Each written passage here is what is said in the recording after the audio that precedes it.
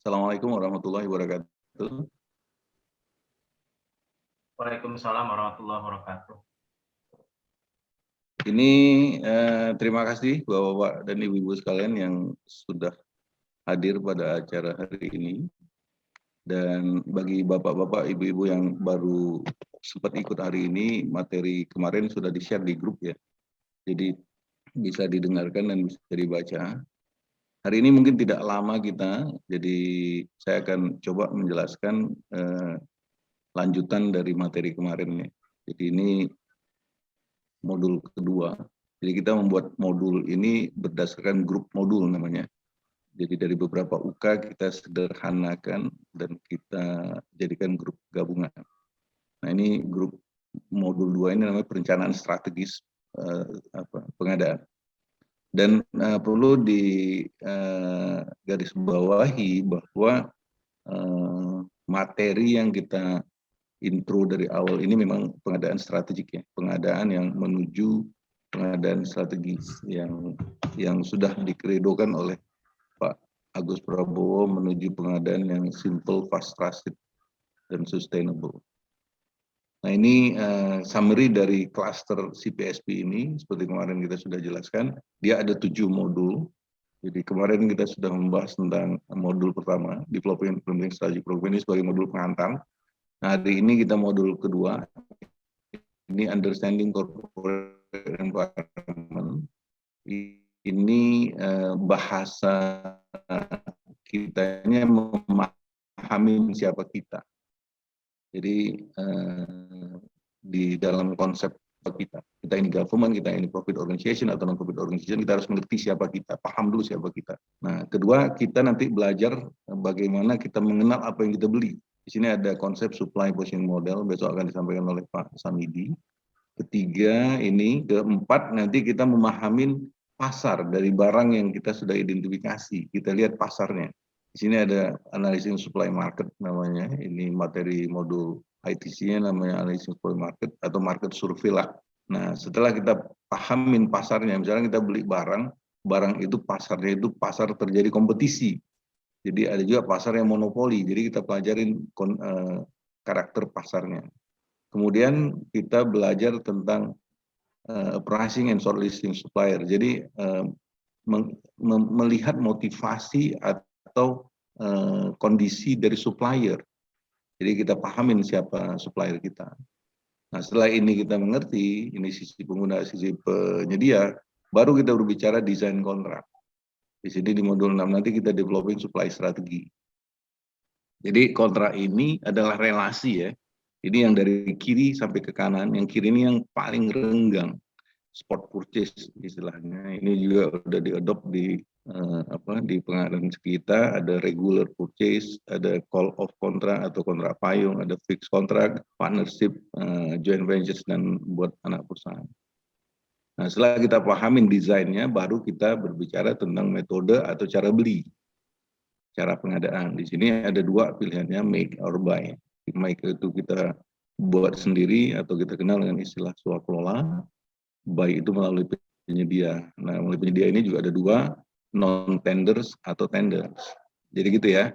Jadi kalau orang bertanya, scope dari CPSP ini adalah ini semua. Oke. Kalau ada pertanyaan langsung aja ya, biar lebih interaktif.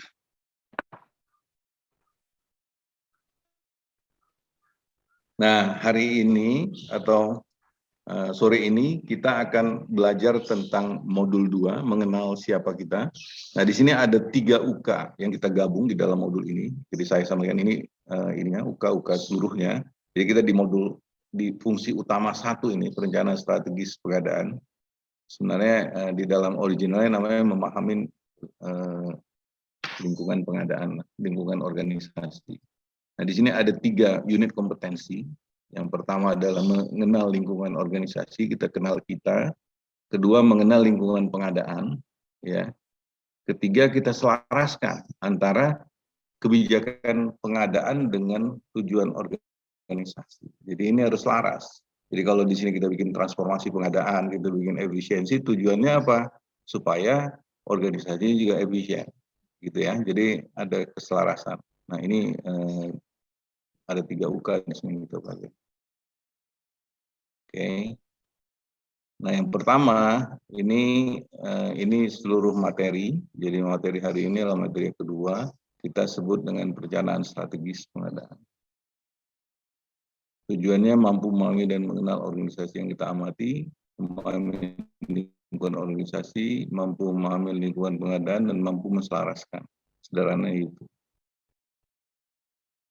Nah, lingkupnya itu di menelah organisasi ini kita belajar tentang jenis organisasi, sektornya, budayanya, visi misi dan kebijakan organisasi, strategi organisasi. Jadi kita paham organisasi kita dan kita paham organisasi ini mau kemana. Kemudian kita masuk ke dalam organisasi pengadaannya, kita lihat para pihaknya, kita lihat peraturan mana menghitung nilai pengadaan. Dan ketiga kita selaraskan. Gitu ya, jadi program objektifnya, tujuannya adalah mampu mengenal esensi ilmu dasar pengadaan, jadi di dalam klaster ini, mampu mengenal lingkungan pengadaan dan lingkungan organisasi. Jadi ketika orang berbicara nanti kita paham, kita bicara di BMD kita paham. Kemudian mampu menyusun sistem dan melakukan praktek pengadaan yang selaras dengan tujuan organisasi. Karena kita berharap nanti teman-teman yang ikut di sertifikasi LSP pengadaan ini bisa menerapkan. Nah, kalau misalkan di non-government kan kita bisa menerapkan, kita bisa merubah sistemnya, kita bisa merubah peraturannya, dan kita juga bisa membantu meningkatkan kompetensi orang-orang di dalamnya. Artinya kompetensi kita itu bisa menjadi membantu klien-klien kita. Gitu. Mampu merancang sistem pengadaan dan mempraktikkan strategi procurement pengadaan modern dengan indikator pengadaan mudah, cepat, terjadi, dan kelanjutan. Ini saya selalu pakai ya, karena kata-kata ini sudah menjadi kredo nih di LKPP. Dan cuman memang challenge bagaimana kita terapkan. Oke, ini tadi pengadaan modern.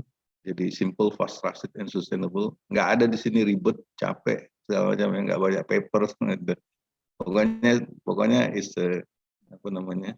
strategi procurement.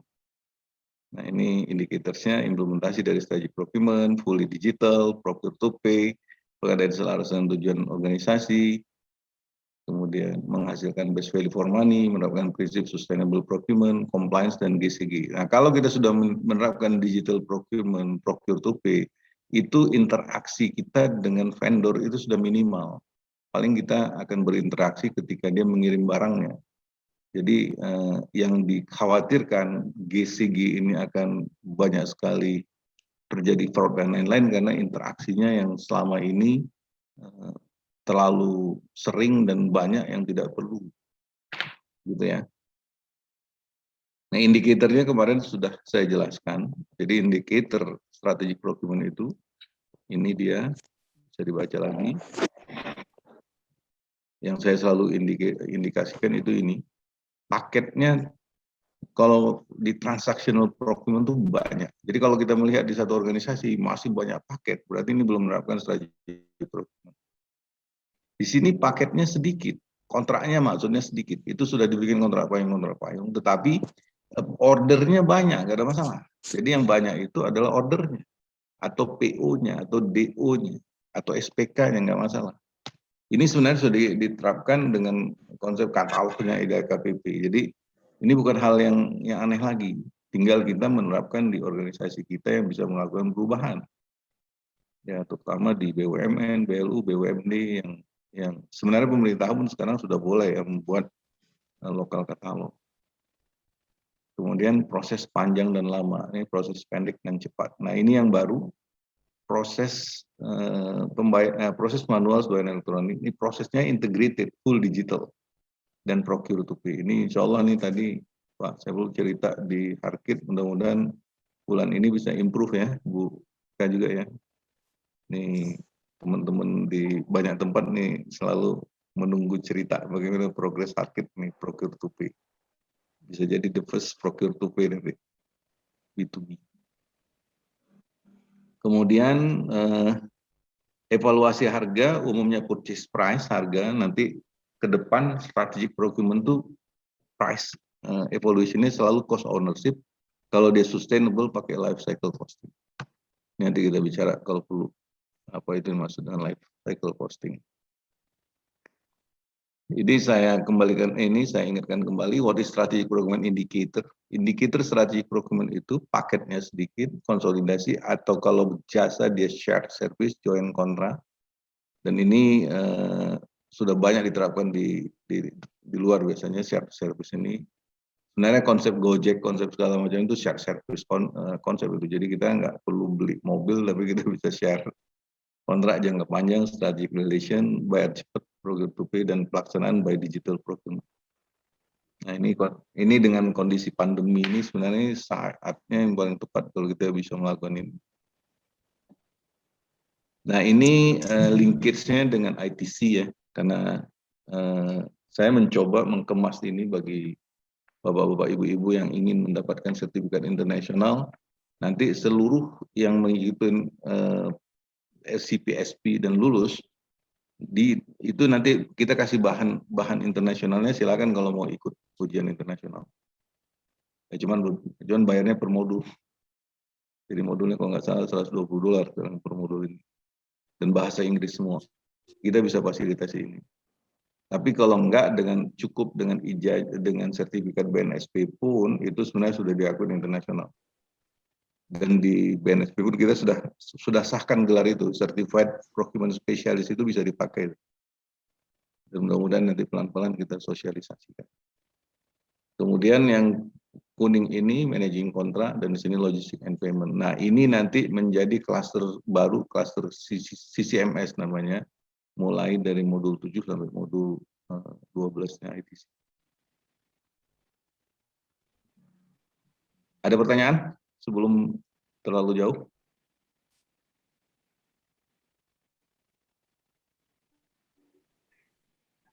Lanjut, Pak. Lanjut. Oke. Nah ini SCM komponen ya. Jadi mungkin kemarin juga saya sebut highlight. Jadi karena kita salah satu tujuan kita adalah create base value for money. Ya. Jadi kalau kita di sini, ini adalah supply chains-nya manufacturers type of company. Jadi kalau kita di tengah sini, ini misalkan Politama waktu itu, dia ini adalah perusahaan yang membeli bahan baku, kemudian mengolah, kemudian menjual bahan jadi. Jadi ini pabrik. Nah ini yang paling kompleks dari supply chains. Nah kalau yang kompleks saja kita bisa manage bagus, berarti yang tidak kompleks lebih gampang. Jadi kalau pabrik itu dia harus memanage dulu suppliernya, ya bahan bakunya harus dibeli, dan dia harus berelasi strategik dengan suppliernya di sini. Ini supplier, ini dia, dan dia akan mensuplai klien dia, terutama customer ini. Kalau dia create better value dengan suppliernya, berarti dia value-nya akan tinggi dan dia akan bisa serve customer-nya pun dengan better value. Artinya akan terjadi satu value creation kalau kita memanage seluruh supply chain ini dengan benar.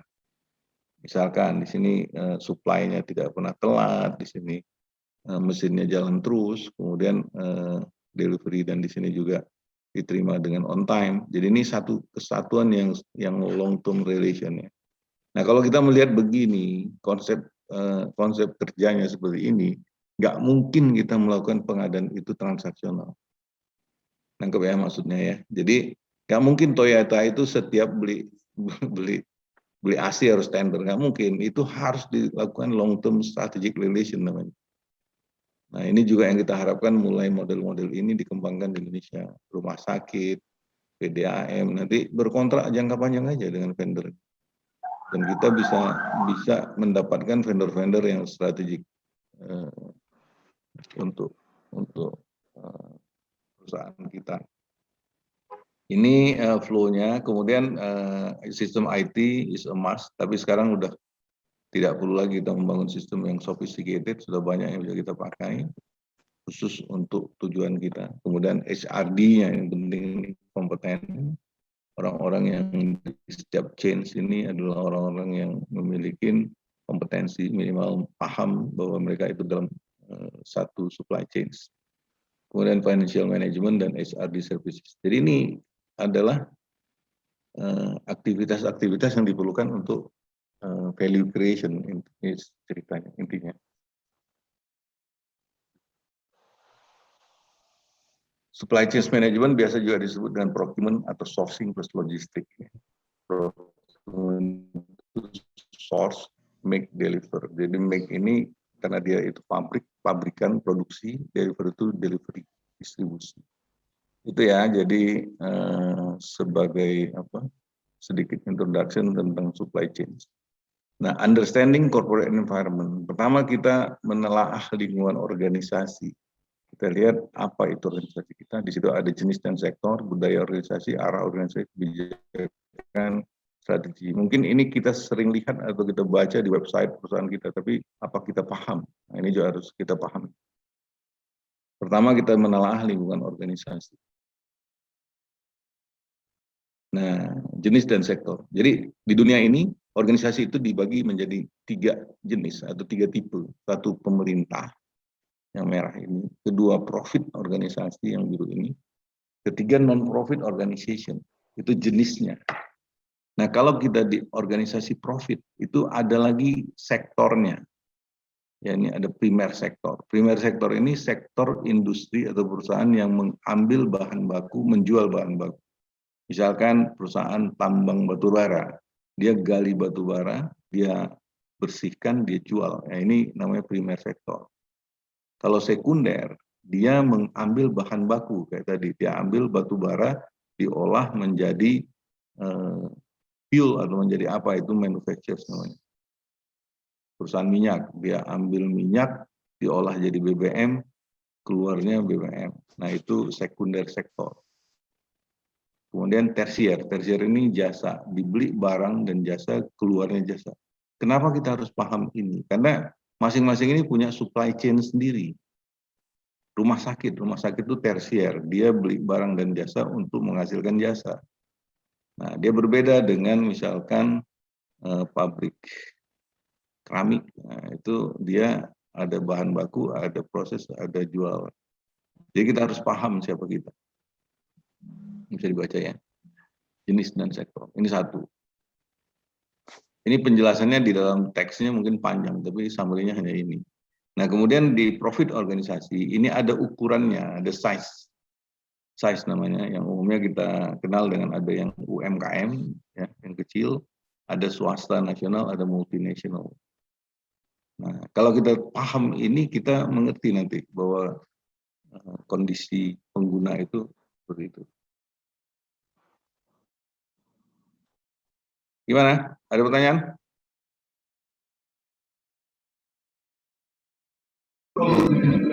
Lanjut. Lanjut ya. Oke. Nah, kriteria masing-masing jenis ini nanti dibaca juga. Ini organisasi pemerintah, pengendalinya pemerintah. Kalau profit, pengendalinya individu dan perusahaan. Kalau non-profit organisasi, individu dan organisasi. Nanti kalau misalkan bapak-bapak, ibu-ibu ikut asesmen, paling nanti hal-hal begini lebih banyak didiskusikan aja. Pendanaannya kalau organisasi pemerintah ini pajak, hibah, pinjaman, biaya atas nama jasa layanan pemerintah.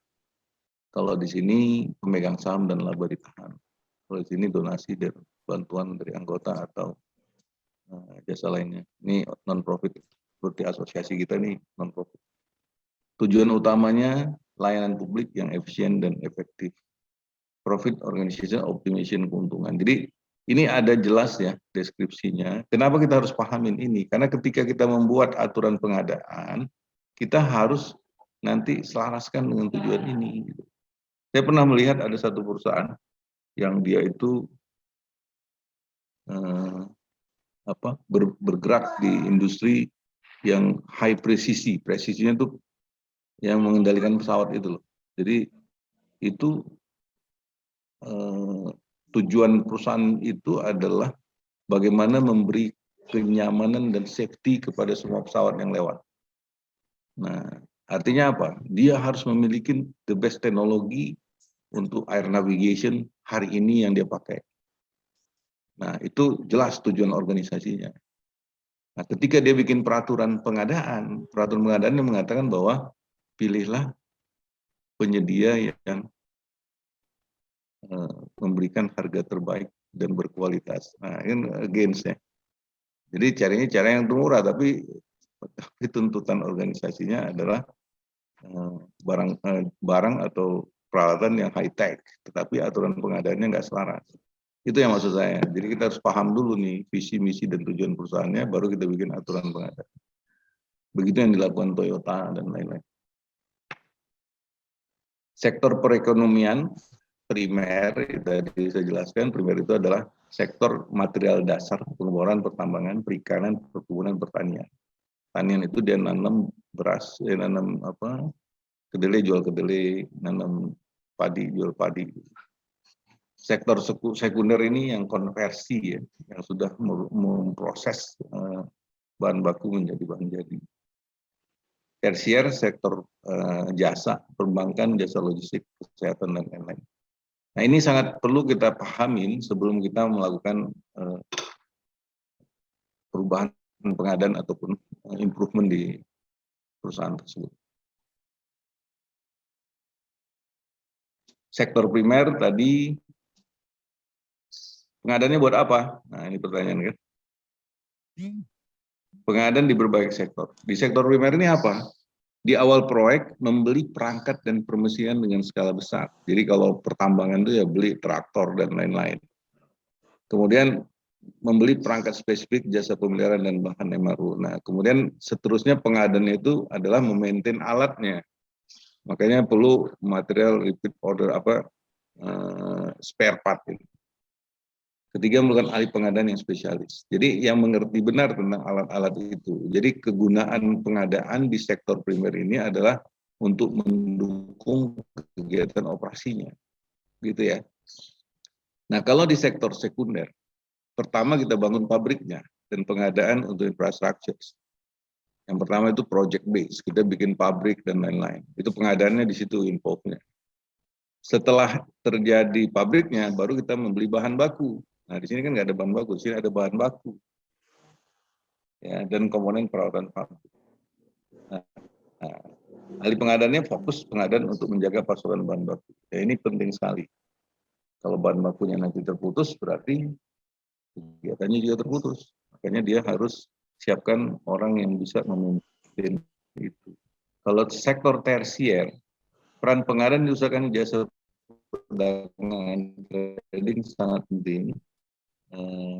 Peran pengadaan di usaha jasa non perdagangan konsultan tergantung jenis usahanya. Jadi ini mencari orang sebenarnya. Harus melihat bagaimana fungsi pengadaan dalam rantai organisasi. Jadi dari ketiga sektor ini kita melihat tipikal masing-masing jenis pengadaan yang berbeda. Ini sebagai sedikit ilustrasi kontribusi GDP dari berbagai sektor. Ini negara ketiga nih, Tanzania, ini sektor yang paling dominan itu sektor primer. Di Peru ini sudah agak sedikit developed country, ini udah mulai sekundernya, manufacturing sudah mulai tinggi, jasanya tinggi. Nah, di negara maju biasanya primernya sedikit karena nggak ada bahan baku, lebih banyak manufacturing dan jasa. Dan negara yang maju sekali seperti US ini bahan baku dia mendingan impor, tapi dia mengolah juga. Tapi yang paling banyak itu adalah jasa. Ya, ini nature. Indonesia mungkin sekitar ini dan ini. Oke, ini materi nggak banyak nih, makanya kalau ada pertanyaan silakan. Sudah diringkes. Pakar, mana Pakar? Hadir, mendengarkan. Mendengarkan ya? Iya. Hadir Pak, mendengarkan juga. Oh, ada Alvin.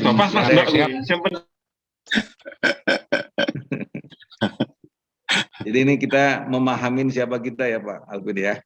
Siap, Pak Jangan, Hairul. jadi kalau nanti jadi konsultan jangan hantam kromo, pelajarin dulu siapa kliennya. Betul banget ini. Ya. Mantap ini. Jangan Ini langsung standar internasional ini nih, Pak. jangan langsung Kombinasinya mantap. pakai, nanti disodorin semua pakai Perpres, orang komplain lagi. Justru ini yang best practice-nya nih. Jadi rasanya lebih adaptif ini, Pak. Maksudnya nggak sekomplikated melihat pemahaman Perpres gitu, Pak. Enggak, Perpres itu benar Pak, itu kan salah satu sektor, cuman sektornya government dan pakai aturannya itu. Tapi Betul. kalau kita lulusan manajemen keuangan kan kita nggak dibatasi hanya kerja di pemerintah, kita kan Nah, bisa itu kerja di mana-mana. betul, Pak. Nah, Saya kita nggak pernah belajar ilmu pengadaan. saya begitu ngeliat modulnya langsung, wow, ini benar-benar sangat ini Pak adaptif. Artinya justru di era high tech zaman sekarang ini ya udah pasti yang paling ini, artinya yang paling cepat dalam beradaptif, Iya. baik secara penggunaan sistem dan lain sebagainya. Jadi tuh procure to pay itu memang hal yang dipakai di marketplace, e-commerce. Iya, jadi nggak cuma sekedar ngurusin dokumen gitu, Pak. Betul, Nah, Pak. itu dia. Kan katanya mau simple, fast, trusted, and sustainable, ya kan? Jadi Betul, betul. saya selalu bercanda kalau kita mau efisien ke Bandung, ya jangan lewat puncak gitu. Lewat puncak ya bisa 5 sampai 9 jam, harusnya lewat Cipularang, berangkatnya malam. Nah, cuman nggak bisa kita pindah ke situ karena SOP-nya sudah lewat puncak. Tangkap? Betul. Nah, berarti SOP-nya harus direview ulang itu. Nantilah itu PR ya. PR Pak Kahar itu, mereview Pak Kahar Perpres. kayaknya iya Pak itu Pak. PR-nya Pak Kahar, Pak Halid. Pak Haris tuh. Betul Perpres Pak. tidak salah, tapi ya pasti kalau kita jalan-jalan macet ya pastilah banyak APH, banyak segala macam, banyak yang cegat. Gitu Ini ya. ini related juga nggak Pak dengan supply chain-nya Pak? Ya ini justru kita belajar supply chain. Cakep, mantap. Ini kan kita belajar supply chain nih tadi. Iya makanya ini supply chain nih. Dan ITC itu supply chain Pak. Betul Pak itu. Nah kalau supply chain itu, gini iya. Prinsip supply chain ya biar diskusi ya, biar kita tahu. Iya betul Pak. Supply chain itu integrasi internal dan eksternal parties ya Pak ya. Jadi kalau kita di sini nih Pak Alvin nih perusahaannya nih, ini saya ambil contohnya yang paling ribet itu manufacture Pak. Betul. Supply chain manufacturers. Karena apa? Dia membeli bahan baku ya kan. Ini dari suppliernya dia olah. Setelah dia olah dia kirim. Nah, kalau ada satu saja yang terputus berarti yang komplain itu customer-nya komplain, ya kan? Nah, kalau dia nggak benar melakukan pengadaan, telat. Nah, ini makanya yang paling kompleks nih. Ini supply chain, Pak. Yang kotak-kotak ini namanya adalah proses dan diintegrasikan menjadi satu supply chain. Ya. Jadi dari kiri ke kanan itu namanya supply chain. Tetapi dari kanan ke kiri namanya value chain.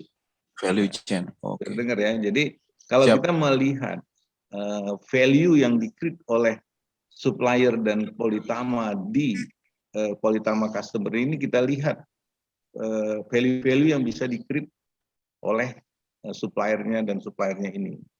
Artinya ini akan sukses kalau ini create sukses, ini create sukses. Iya. Gitu ya. Jadi ingat tadi definisinya supply chain itu integration internal ini source make deliver, dan eksternal itu ke kiri dan ke kanan Pak. Iya. Ya, dan ini kan change nih, change-nya ini harus sustainable change, gitu kan. Nah kalau sustainable artinya apa? Hubungan ini kan hubungan jangka panjang Pak Alvin. Betul. Anggap. Betul. Kalau Pak Alvin punya apa sekarang tuh bisnis minuman, nggak bisa suppliernya itu ganti-ganti dan kualitasnya diharap bagus. Cari supplier yang real supplier, ya, bina dia, kemudian integrasikan dengan perusahaan Bapak, dan Bapak akan men-serve customer Bapak dengan the best value, karena ada supporting dari continuous supplier kita. Baru Gitu ya. itu sustain ya Pak ya, berkelanjutan baru itu. Berkelanjutan, makanya bilang Betul, Pak. sustainable. Iya, Nah, indicator sustainable is a long term relation. betul Pak. Nggak ada lelang setiap saat beli gitu ya. Iya. Makanya katalog jadi solusi. Nah, Indonesia itu punya katalog itu luar biasa kalau dikelola. Karena sudah jelas yang beli, jangan dibikin nggak boleh, nggak belinya sunnah, harus kudu wajib gitu loh. Iya, betul Gitu betul. ya. Siap. Jelas Pak Alvin? Jelas Pak, nangkep Pak. Mantap nih. Oke ya, jadi ini tadi kita menelah organisasi. Nah, ini kita menelah kita ya. Ini tadi sudah, ini sudah. Nah, ini sektornya. Jadi nanti Bapak kalau mau jadi konsultan di mana-mana, pelajarin dulu Bapak company-nya itu ada di sektor mana ya. Dan lihat size-nya. Ini sektor sekunder, sektor tersier. Nah, ini sudah. Oke, sekarang kita masuk ke budaya. Nah, budaya ini corporate cultures namanya. Budaya ini penting kita pahamin ya. Jadi yang saya melihat ekstrimnya begini. Kalau Pak Alvin kerja di perusahaan Amerika, itu berbeda nggak dengan bekerja di perusahaan Jepang? Beda Pak. Beda Pak. Apa Ya. bedanya? Coba Pak Alvin bisa cerita nggak? Beda. Culture-nya Jepang dia budaya disiplinnya tinggi, kemudian dia masih mengadop hierarki. Jadi misalnya sosok atau kepemimpinan yang strong itu akan lebih kuat ininya Pak. Maksudnya anak buahnya benar-benar akan mengikuti. Kalau di Amerika mungkin karena dia liberal, jadi demokratis untuk berdiskusi dan lain sebagainya. Tapi kalau dari sisi budaya, rasanya corporate Jepang dia lebih menang di tingkat kedisiplinan kerja yang lebih tinggi gitu, Pak. Ya, menangkap ya. Artinya Nangkep, Pak. budaya ini mempengaruhi bergeraknya suatu organisasi. Ya. Jadi sebagai satu contoh ekstrim ya, kalau kita pergi ke perusahaan-perusahaan Jepang itu kita akan melihat kantor bosnya itu kadang-kadang adalah di ruang bersama dengan anak buahnya. Nah, kalau kita pergi ke perusahaan Amerika, bosnya itu bisa punya kantor seperempat luas kantor itu gitu loh. Artinya dia sangat individual, dia sangat beda lah artinya. Tetapi tujuannya tetap mereka akan mencapai efisiensi ya. Nah itu budaya. Jadi ada cerita yang menarik ketika Mazda mau diakuisisi oleh Ford. Ford dengan Mazda kan join ya Pak ya. Betul. Nah Ford itu datang ke Jepang, ini real cerita ini, datang ke Jepang kemudian diladenin langsung ke pabrik, diladenin oleh salah seorang dari pabrik itu pakai pakaian pekerja pembuatan Mazda. Kemudian si orang Fordnya nanya, oh dari tadi saya nggak ketemu dengan direkturnya ya, CEO-nya mana gitu kan. Terus orang pada lihat, orang bilang yang mengantar bapak itu adalah CEO kami gitu itu kan. Jadi kayak kelihatan antara bos dengan anak buah itu kalau di Jepang. Artinya pakaiannya sama, segala macam sama, dan itu menjadi budayanya mereka. Iya. Nah, si Amerika langsung bilang kalau gitu kita langsung deal deh katanya. Itu juga gitu. Jadi kalau kita ke kantor Pak Alvin gimana? Pak Alvinnya pakai pakaian gagah gitu segala macam kelihatan bosnya. Pakai pakaian ala milenial, Pak. Buah di mana-mana.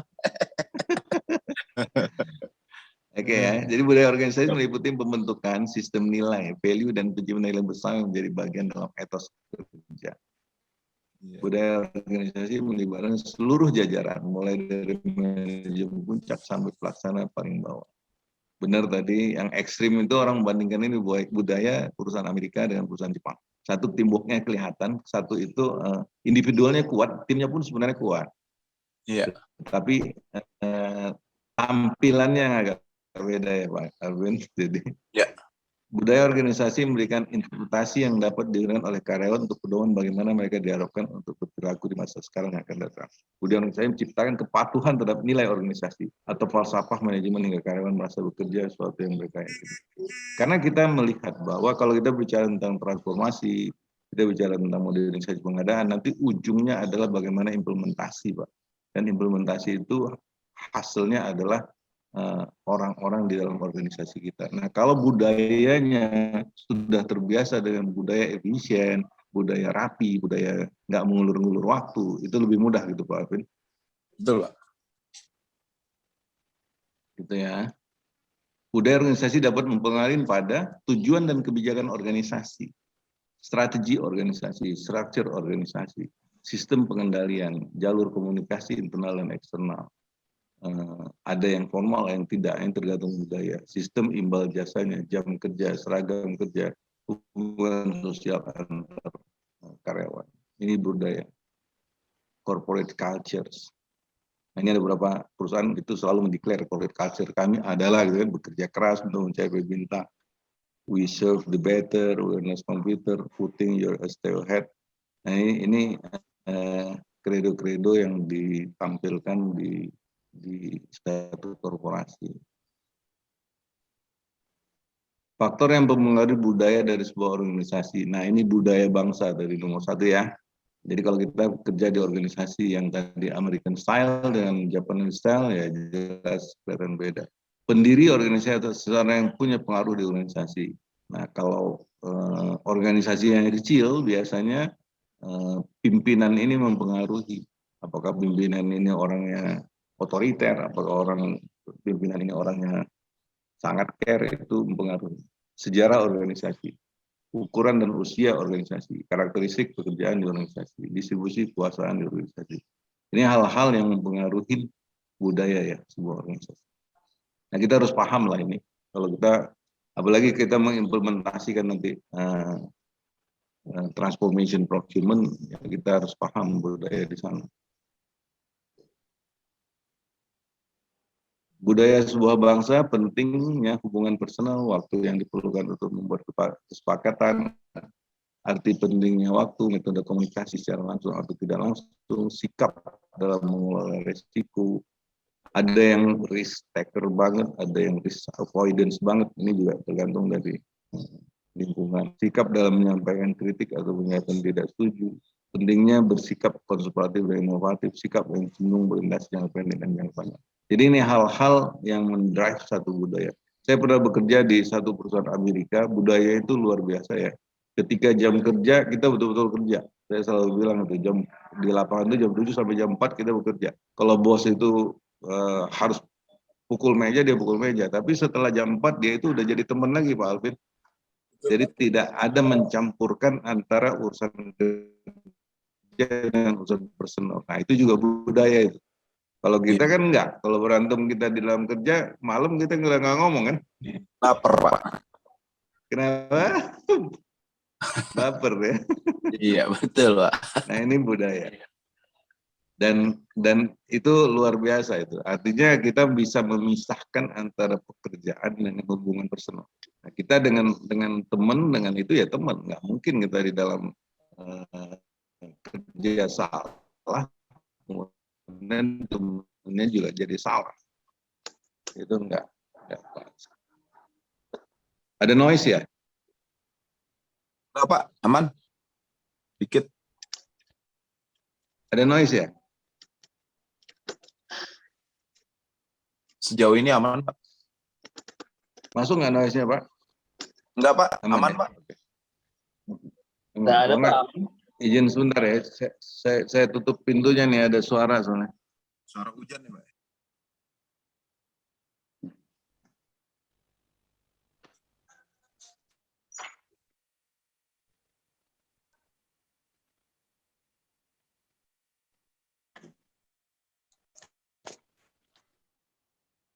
Oke, sudah. Ini ya budaya ya, jadi mudah-mudahan ini bisa dipahami. Dan buat kita seorang supply chain juga harus paham lah. Nah ini ada beberapa jenis budaya. Jadi ada 4 jenis budaya di teorinya supply chain ITC. Satu power cultures, namanya budaya kekuasaan, ini yang merah. Kedua role cultures, budaya peran.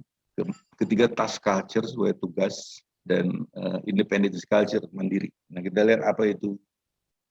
Jadi budaya kekuasaan ini tipikal adanya pemimpin yang sangat dominan. Ya, sumber kekuasaannya pengaruh, pengendalian keputusan perintah pimpinan. Wah, ini dominan sekali ini pimpinannya. Cocok berubah dengan cepat. Jadi kita perlu pimpinan-pimpinan yang tegas dan jelas instruksinya, karena dia tahu bisnisnya itu sendiri. Kelemahannya rawan jika pimpinan nggak ada, atau sakit, atau nggak hadir, karena akan terjadi kebingungan. Cocok untuk seorang yang ambisius dan mencari kekuasaan. Jadi ini ada juga dan cocok juga untuk organisasi baru. Ini budaya kekuasaan, gitu ya. Nah, budaya peran atau budaya peran itu role cultures. Nah, ini yang biasanya bergantung pada aturan main dan prosedur. Nah, di sini masuk ke korporasi ya. Jadi sumber kekuasaannya posisi dalam hierarki. Nah, ini kita sudah masuk dalam direksi, itu sudah punya tanggung jawab sendiri. Pengendalian dan keputusan itu peran dan prosedur. Nah, ada SOP. Ini lebih tertata nih, mulai tertata. Budaya peran ini umumnya cocok diterapkan kegiatan operasional rutin dan tidak banyak berubah atau yang mementingkan kualitas. Jadi ini satu perusahaan yang running condition lah. Kurang menghargai kreativitas. Kelemahannya kurang menghargai kreativitas dan perlu energi besar untuk berubah. Nah, ini challenge-nya. Jadi kalau kita ingin menerapkan sesuatu yang baru, susah Pak Alvin, karena dia sudah ngikutin SOP yang ada. Nah, ini challenge kita untuk perubahan-perubahan itu, kita harus meyakinkan bahwa perubahan ini lebih baik daripada yang ada. Contoh untuk mengutamakan keamanan dan kepastian karir. Jadi untuk orang-orang yang tidak mau risk taker, biasanya dia akan cari kerjaan yang aman. Nah, itu di perusahaan seperti ini. Cocok untuk organisasi yang stabil seperti administrasi publik. Jadi ini is organized organization. Kemudian ada juga budaya tugas. Nah, ini fokus pada sebuah penugasan proyek. Jangan bikin rumah sakit, ada project manajernya. Nah, ini ada timnya. Ini budaya tugas, based on project. Jadi sumber kekuasaannya keahlian dan kapasitas mengorganisir, kemudian pengendaliannya manajer proyek dan anggota tim, kemudian cocok diterapkan proyek dan gugus tugas. Kelemahannya potensi gagal jika tidak terbangun kerjasama. Jadi ini di project management ini karena proyeknya jangka pendek, belum terbangun kekompakan, biasanya akan terjadi fail-nya di situ. Cocok untuk seorang yang berkolaborasi dengan tim, yang senang berkolaborasi. Mungkin Pak Alvin ini bisa nih jadi project manager karena suka berkolaborasi. Nah, biasa tipikal konsultan ini, jadi tipikalnya tidak ada. Ini untuk budaya tugas ya. Nah, kalau mandiri ini sumber kekuatannya adalah keahlian individu, kemudian kemitraan dengan para profesional sudah dikendalikan, pandai motivasi. Ini biasanya untuk dokter, spesialis-spesialis yang kerja sendiri. Gitu ya. Ini tentang budaya. Ada diskusi dari sini? Ada masukan?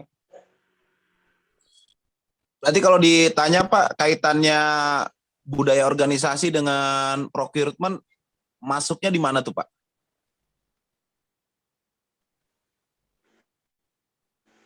Pak Herul?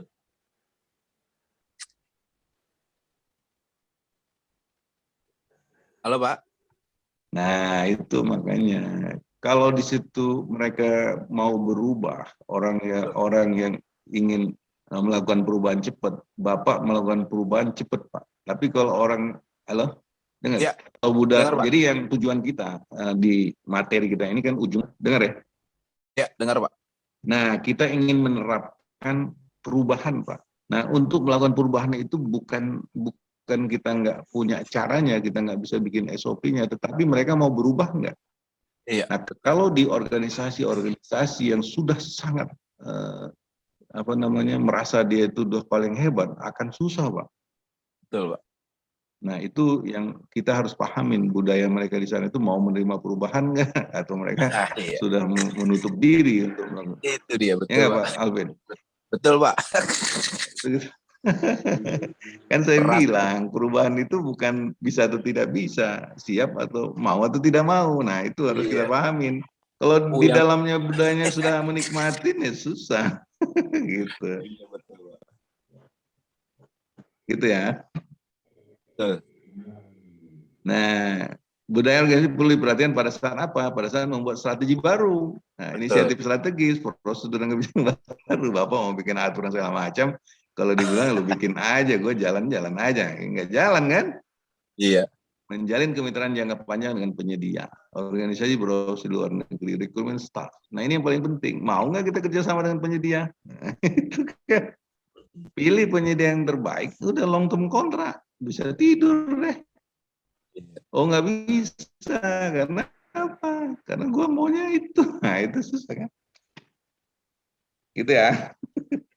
Jadi nanti bapak-bapak, ibu-ibu yang sudah merasakan bagaimana tidak gampang yang melakukan perubahan, nah, baru terasa. Oke, maka kita harus pahamin dulu siapa klien kita. Oke, sampai situ.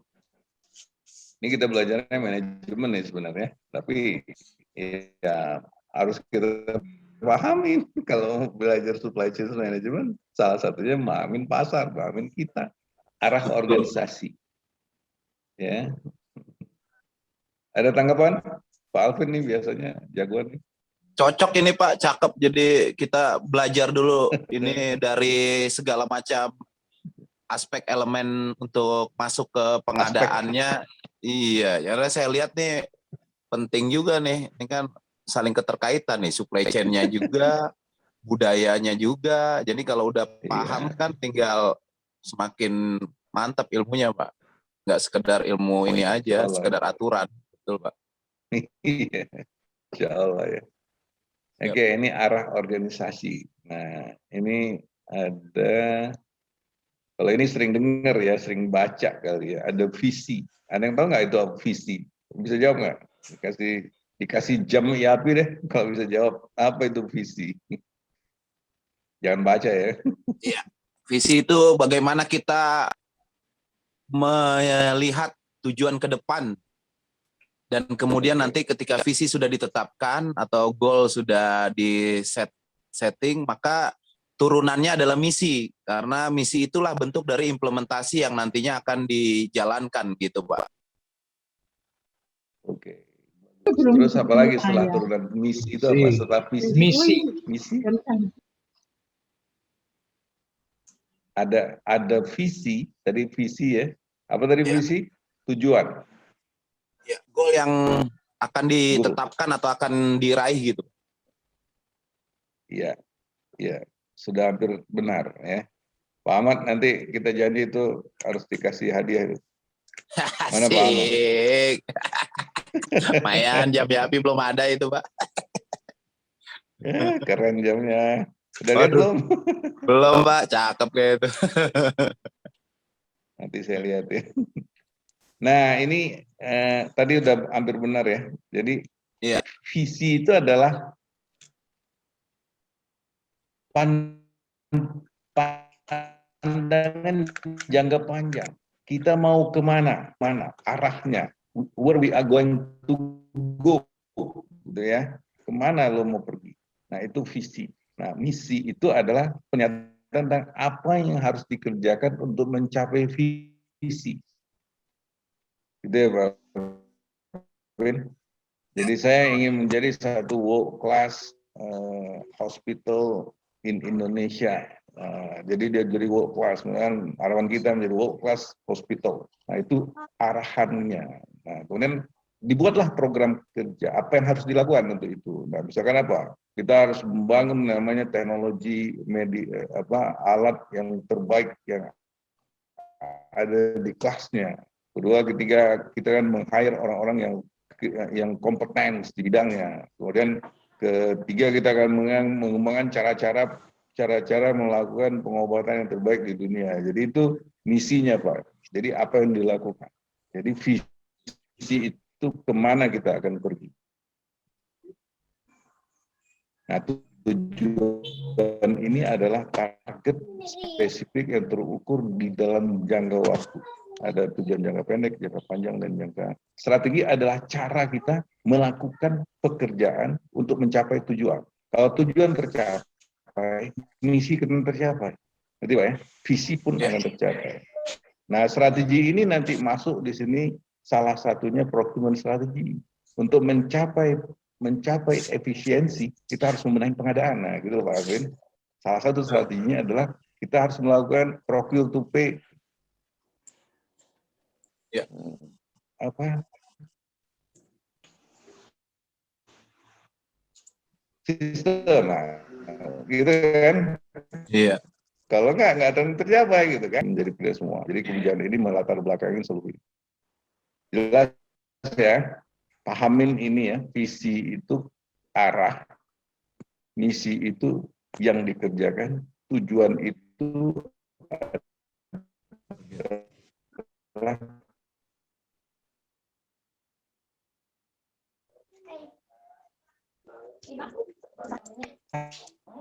terukur. Nah, jadi kan tujuannya jangka panjang itu apa yang harus dilakukan dalam tahapan apa? Ini cara mencapai tujuan. Ya.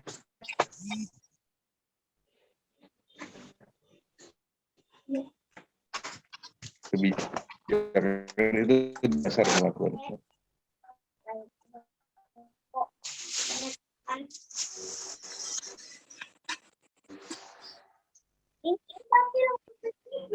Nah, ini tadi misi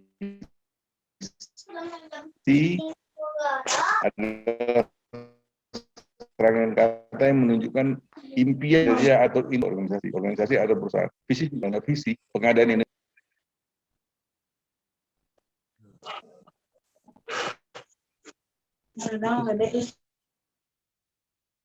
Sinyal kayaknya. Itu suara siapa? Bocor. Bocor. Sorry, ini udah mulai masuk lagi, udah dengar? Dengar Pak, siap. Oke. Sinyal berarti. Ya, visi jelas ya, visi merupakan pernyataan kemana organisasi akan bergerak. Misi menjawab pertanyaan kita bergerak di bidang apa, mengapa kita berada di sini, apa yang kita lakukan organisasi, maksud yang ini capai. Misalkan kan aspek mutu, kami menerapkan standar mutu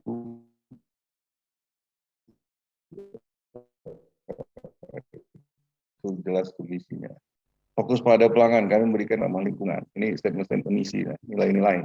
Kami menjual makanan yang halal dan baik untuk kesehatan. Ini contoh-contoh misi. Tujuan organisasi. Oke. Tujuannya fokus achievement of value for money. Tujuan organisasi pemerintah. Jadi, nah ini perlu dipahamin juga Bapak Ibu sekalian. Kita selalu bicara tentang pengadaan, ya kan? Fokusnya apa? Nah, jadi achievement of value for money, level of service provide ini. Kemudian kalau di badan usaha dalam konteks service level, service yang disiapkan itu excellent. Kalau di badan usaha swasta, dia harus ada kata-kata financial performance, market share, efisiensi, productivity. Jadi lebih clear targetnya ya Pak Alvin, ya teman-teman sekalian. Kalau di sini service level, nah kalau di sini performance, maaf, financial performance, karena dia profit organization. Nah, nanti ketika kita mendesain pengadaan pun kita akan bertujuan harus disesuaikan dengan ini. keuangan misalkan meningkatkan efisiensi anggaran belanja sebesar 10%, 30% pasar. Ini bedanya tujuan organisasi di non-profit di government dengan profit organization. Jadi dua kata-kata yang satu ujungnya service level, di sini ujungnya profit enhancement. Karena dia memang profit organization. Jelas, Pak, Bapak-Bapak sekalian?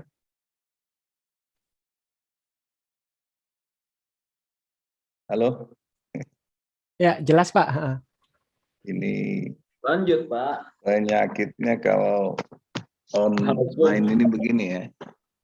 Saya nggak tahu nih Pak Kahar masih dengerin apa kagak. Kalau di kelas kelihatan. Masih ada. Ya pasti didengar lah. Udah serius kok. Masih ada ya? Oke. Nah, kebijakan organisasi. Nah, ini paham juga. Kebijakan organisasi adalah rangkaian tatanan atau aturan yang menjadi pedoman untuk pengaturan SDM, alat atau infrastruktur dan proses kerja dalam organisasi. Kebijakan yang mendukung pencapaian visi, misi, tujuan organisasi. Nah, suatu organisasi bisa memiliki beberapa tanggung jawab sosial, perilaku ekonomi, lingkungan, etika, dan sebagainya. Level kebijakan ada kebijakan dapat dibagi menjadi level strategis, taktikal, dan operasional. Kemudian status kebijakan memadai atau belum memadai untuk melaksanakan strategi pengadaan yang dipilih. Jadi ada operational level, ada taktis level, ada strategic level. Gitu ya. Misalkan, ada yang bisa kasih contoh nggak? Contoh kebijakan. Kebijakan pengadaan aja. Ada yang bisa kasih contoh?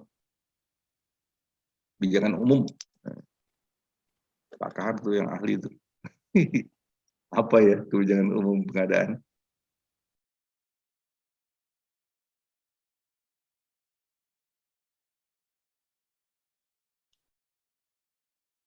Ya, nanti bisa dilihat. Jadi kebijakan itu mendasari.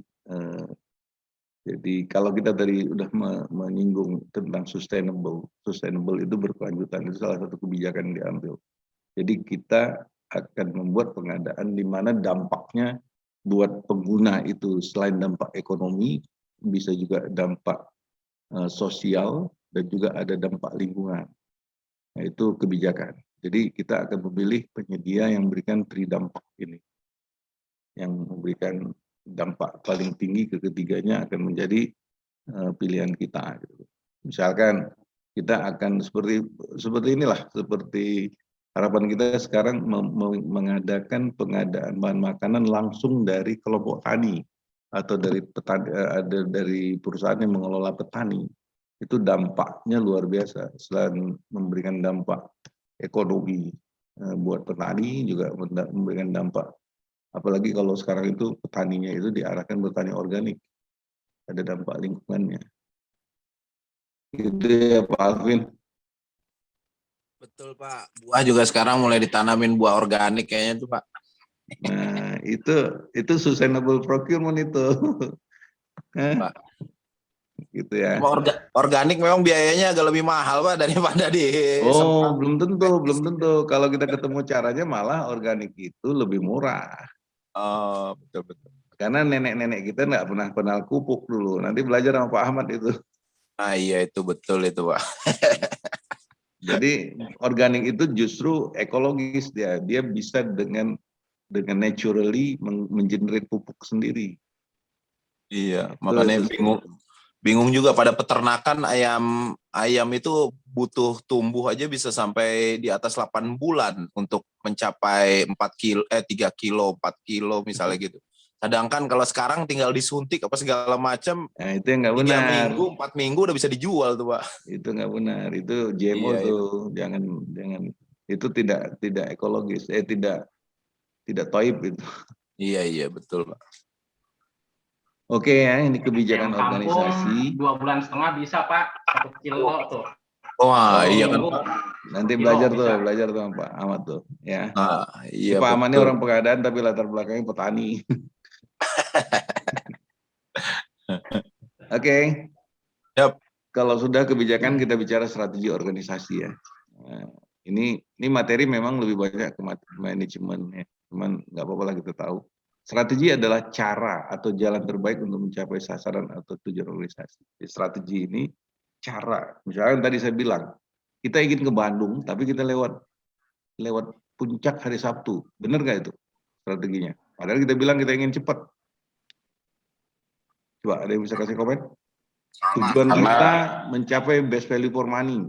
Taruhlah tujuan kita tangible-kan, kita ingin ke puncak, kita akan ke Bandung, tetapi kita memilih jalan lewat puncak hari Sabtu. Benar nggak? Tercapai nggak tujuannya? Tujuan sampai ke Bandung dengan efisien. Ada yang bisa jawab? Ya tidak tercapai. Tidak efektif ya Pak. Nah, itu strategi Pak. Jadi strategi menuju Bandung yang paling efisien itu bagaimana? Nangkep ya?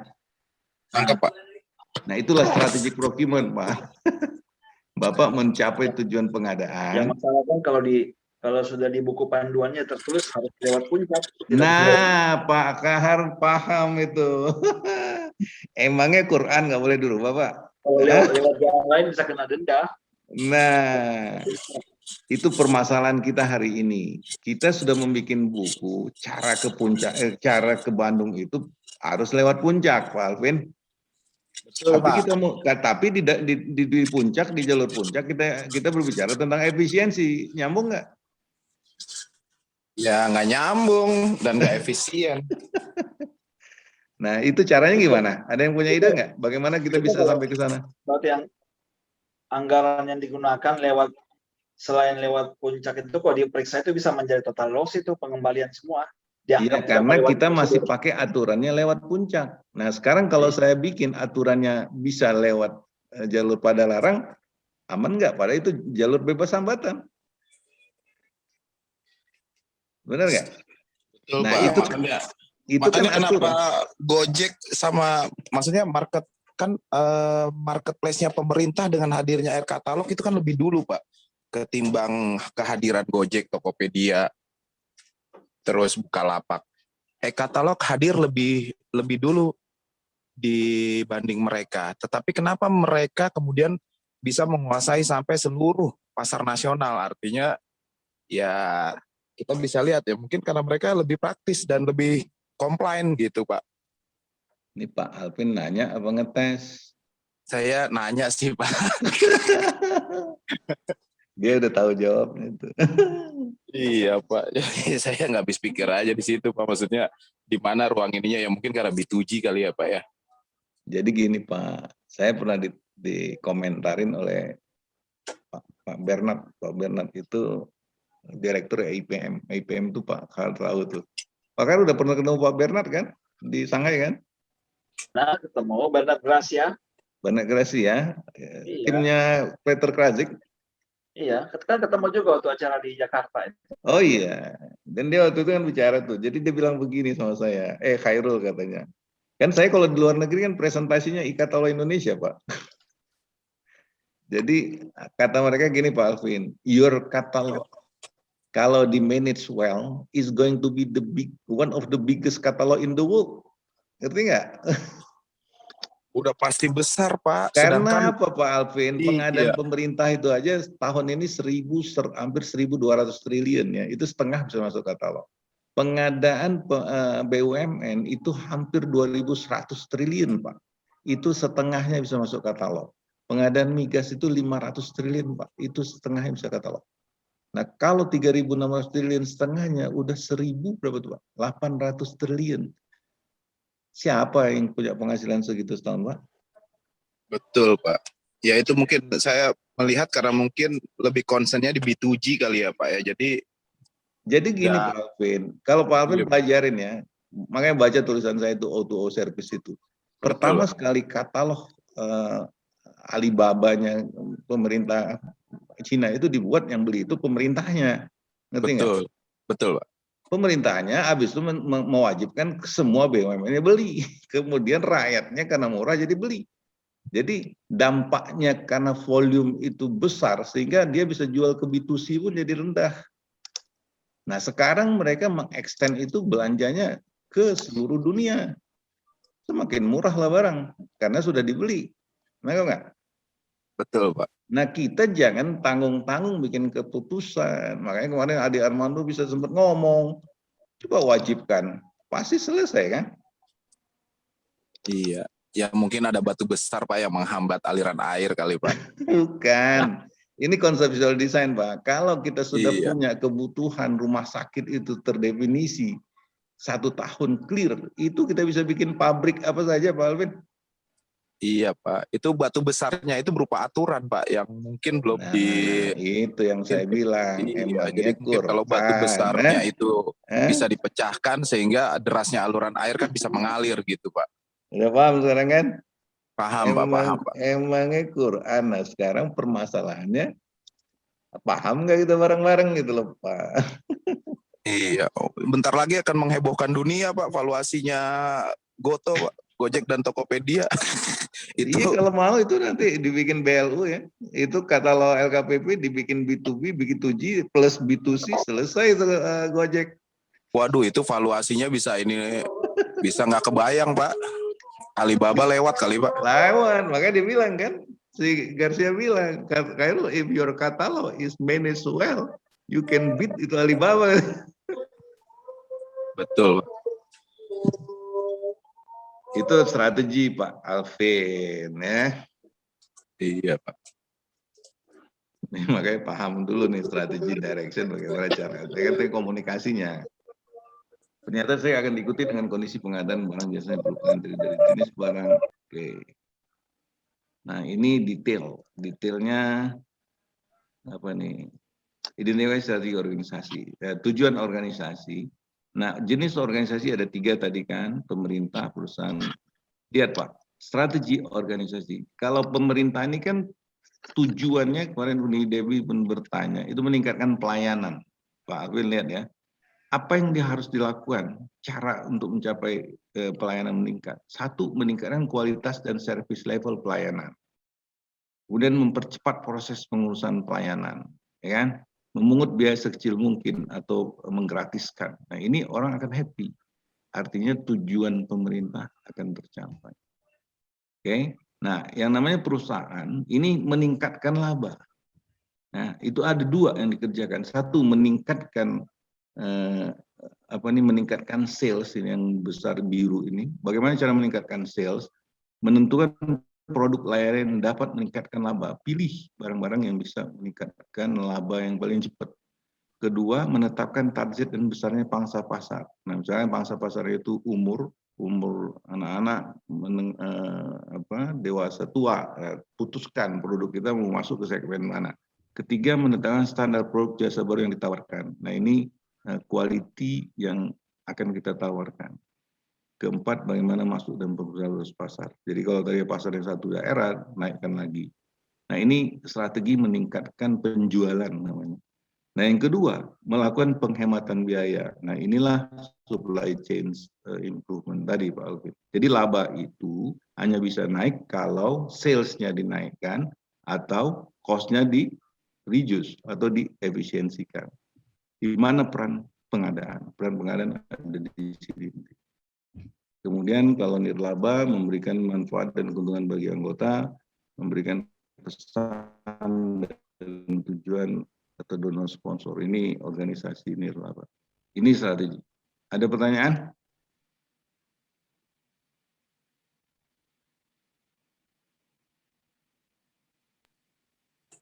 Aman Pak. Sadis materinya Pak.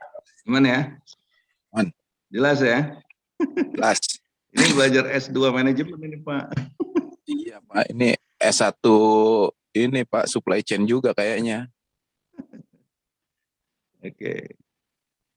Nah itu tadi yang UK1 udah selesai kan, organisasi. Nah sekarang masuk kita ke dalam lingkungan pengadaan.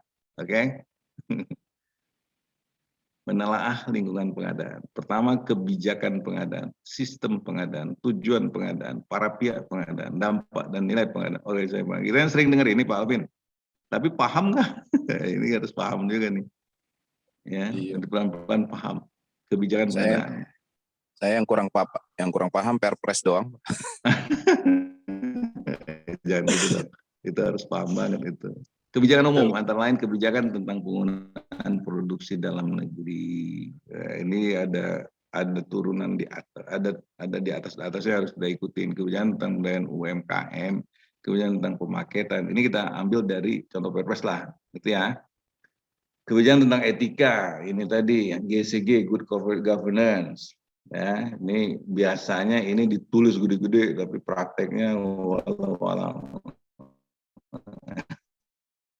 kita dibalik, nggak ditulis, tapi kita praktekin dengan apa?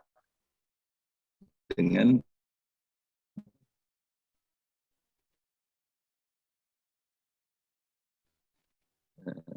strategi procurement tadi, digital procurement kan. Kebijakan dengan lingkungan hidup. Nah, tadi ini Pak, kebijakan tentang memberi perhatian terhadap aspek pemanfaatan sumber daya alam dan pelestarian fungsi lingkungan hidup. Jadi kalau kita misalkan karyawan kita misalkan ke satu kelompok ibu-ibu di satu kampung di dekat situ, ibu-ibu yang masak, kemudian mereka juga nanamnya sebagian di halaman mereka, itu sustainable Pak Alvin.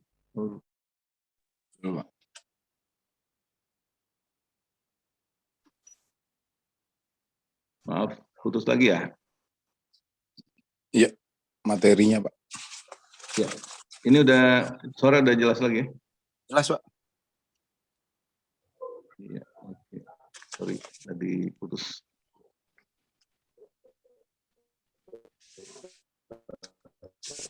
Itu Pak, jelas? Sudah muncul lagi? Muncul Pak. Oke ya, ini kebijakan pengadaan. Oke, itu dibaca. Sistem pengadaan, nah ini yang harus dipahamin. Jadi kalau kita bicara pengadaan itu bicara sistem, Pak. Ada 4 dia. 1 regulasi, pedoman, peraturan, perpres, perdir. Nah ini ya, ini regulasi. Kedua, sistem IT, nggak bisa lepas hari ini. Alat bantu elektronik untuk proses pengadaan. Ketiga, organisasi dan SDM. Organisasi ini adalah organisasi untuk menjalankan pengadaan. Dan SDM orang-orang yang bekerja di dalam organisasi itu. Dan GCG, sistem yang dibangun memastikan pelaksanaan. Jadi GCG, Good Corporate Governance. Jadi kalau sistem yang benar, itu diaudit dulu Pak. Setelah diaudit, kemudian dijalanin. Setelah dijalanin, nggak ada lagi audit seharusnya. Nanti kita discuss. Jadi kalau kita punya sistem sudah IT based, dan IT base-nya ini sudah jalan dan compliance, itu tidak akan pernah terjadi lagi yang namanya masalah hukum. Apalagi sudah procure to pay. Gitu. Ada komen di sini? Ini sistem pengadaan. Ada 4 ya. Nah, kalau kita berbicara perubahan tentang transformasi pengadaan, kita berbicara keempatnya. Nggak mungkin kita hanya berubah aturan, sistemnya nggak berubah. Nah, yang terjadi sekarang, perubahan regulasi kita buat sistemnya belum mendukung. Atau sistemnya sudah mendukung, peraturannya belum lengkap. Nah, organisasi dan SDM ini masih tidak kelihatan tangibility-nya untuk kontribusi perubahan. Tapi setelah jalan kita perlu. GCG juga gitu. Gimana Pak Kahar? Any comment? Tidak ada, lanjut aja terus Pak. Tapi Pak Kahar masih di kantor ya, kasihan juga nih. Sebentar lagi lah Pak Kahar. Iya, masih di kantor ini, belum pulang dari tadi. Iya, kasihan. Udah 4:30 ya sana ya? Iya. Oke, sedikit lagi Pak. Jadi tujuan pengadaan, nah ini saya mencoba membuat rumus ini supaya gampang memahaminya, gitu ya. Jadi kita sudah mendengar menghasilkan barang atau jasa yang diberikan. Saya nambahkan kata-kata best value for money bagi pengguna dan selaras dengan tujuan organisasi. Inilah tujuan pengadaan. Nah, kalau ditanya apa itu value for money, nah, ini Pak Alvin sudah pernah lihat ini kan? Sering Pak. Nah, sekarang udah bisa cerita. Coba cerita dulu. Apa ini V? Coba bagaimana menaikkan V? Coba Pak Alvin yang cerita. Nanti yang jelas tadi udah dijanjiin sama Kang Ahmad 1 jam dindingnya IAPI dapat. Jadi untuk Coba jelasin menaikkan dulu ini apa. value, maka kualitas dari barang dengan service level itu harus ditingkatkan dan dibagi dengan cost sama apa itu waktu delivernya yang lebih cepat gitu Pak.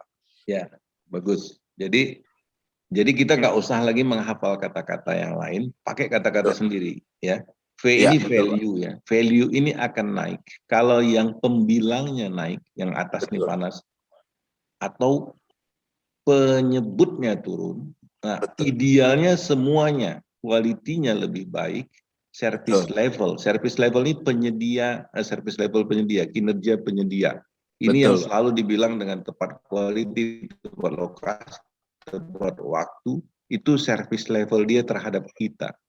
Jadi ini tergantung jenisnya. Ada yang jenisnya itu kita perlu ketepatan waktu, ada yang ketepatan lokasi ya. Jadi pahamin rumus ini, nanti bisa bicara sendiri dengan kata-kata sendiri. Nah, atau yang penyebutnya di-reduce atau dikecilkan. Ini logik kan, kalau ini besar, ini kecil, pasti ini besar kan? Betul Pak. Nah, sekarang T itu prosesnya dari perencanaan sampai dibayar Pak Alvin. Betul. Jadi kalau kita barang itu sudah diterima, nggak jelas bayarnya, juga tidak akan tinggi value-nya, karena orang masih gedumbel, ngerti nggak? Iya. Lah Bapak belanja di Tokopedia aja bayar dulu, barang baru datang. Ini udah barang datang, dibayarin lagi sama bank, kemudian kita didiskon, kan seneng kan? Betul. Nah ini pemahaman ini nih, dan C ini itu cost. Cost-nya itu yang kalau barang itu, kalau alat itu life cycle costing namanya, atau TCO. Jadi kalau Bapak beli Mercy harganya mahal tapi tahan mungkin 10 tahun, tapi beli mobil murah tahannya cuma 3 tahun. Pilih mana? Kalau harganya setengahnya. Ya, ini TCO namanya. Udah, ngerti kan? Inilah tujuan pengadaan. Betul, meningkatkan value. Value, menghasilkan barang jasa yang memberikan best value for money. Best itu yang terbaik untuk kita kan. Betul Pak. Nah, dan selaras dengan tujuan organisasi. Selesai. Pakai di bahasa sendiri. Ya, jelas ya. Nah, ini bahasa teknisnya, obtain the required good, deliver on time, in the right time. Ini yang sering kita dengar 5T itu Pak. Tepat waktu, tepat ini, tepat ini, segala macam lah. Tapi bahasa sendiri aja. Oke? Siap. Nah, ini yang menarik ini, para pihak pengadaan. Ada yang bisa ceritakan nih? Ada yang mau dapat jam dinding nggak? Saya punya jam dinding, saya tunjukin dulu nih. Keren, Pak. Bilang jam IAPI nggak keren, Pak. Mana taruhnya? Aman Pak. Pak Ahmad, ada pertanyaan? Panitia? Masih Pak Ahmad ini asesor, dia nanti bisa jadi asesor itu. Luar biasa itu. Pak Ahmad.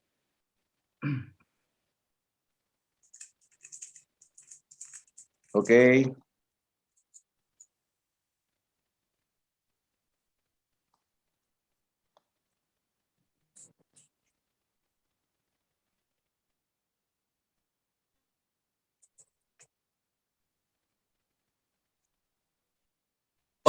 Cakep tuh jam tuh Pak.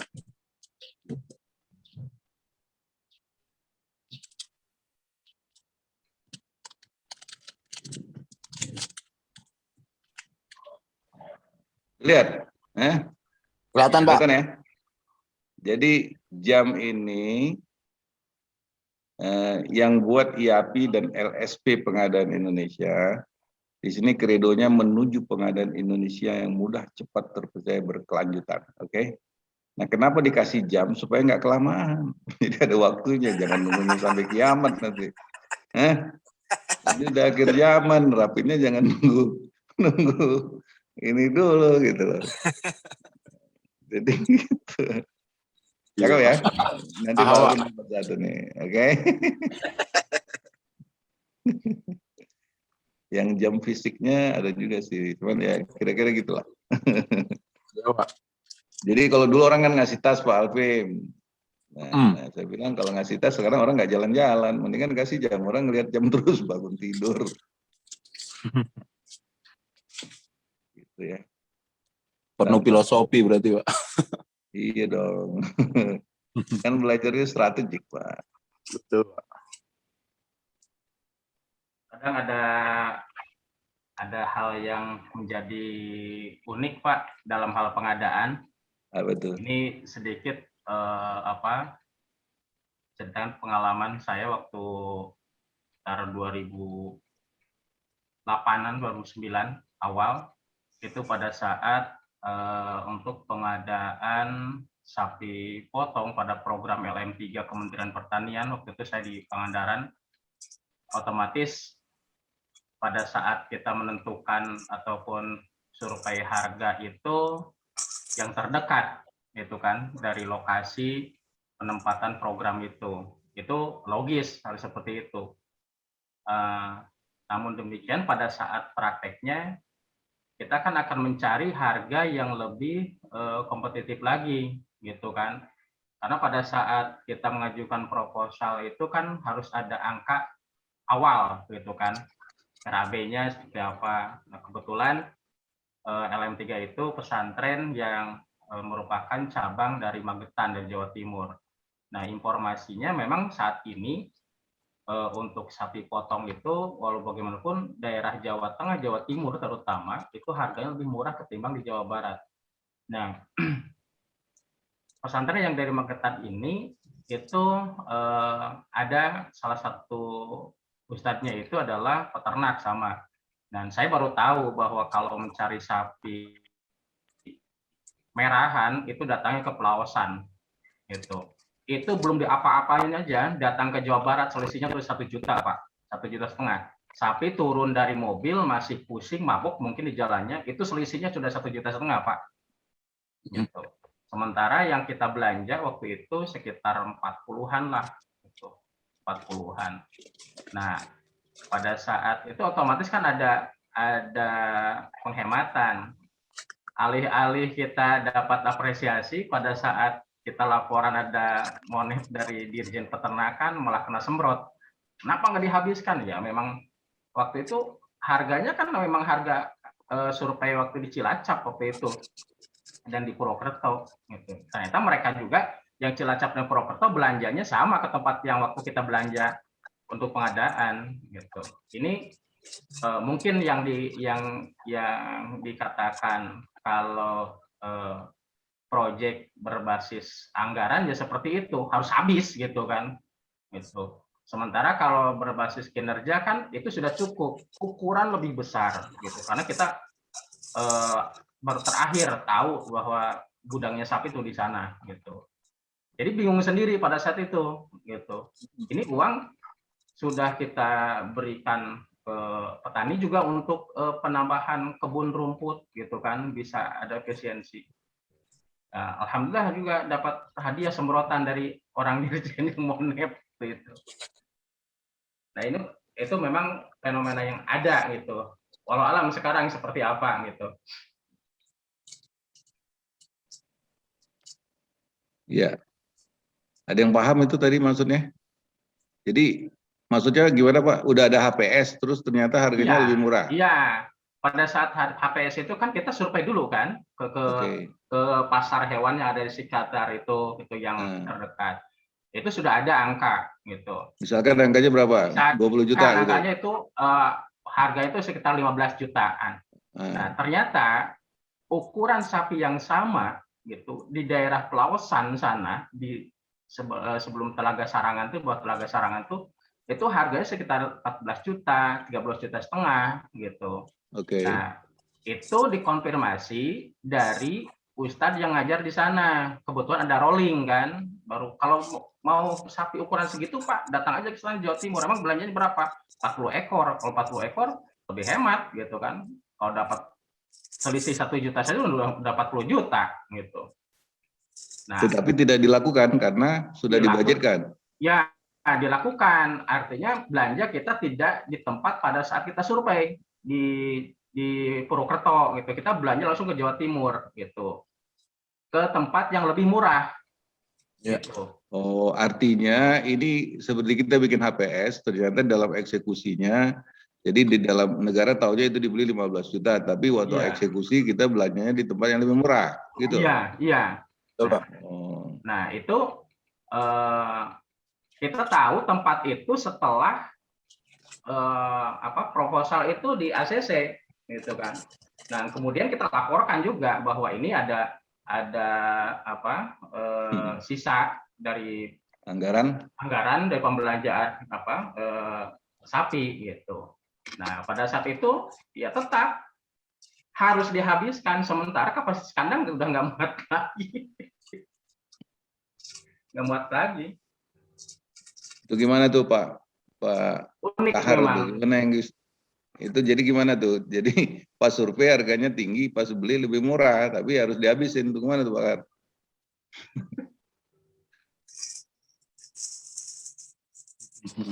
Ada yang bisa kasih komen nggak tuh kasusnya? Uni Debi?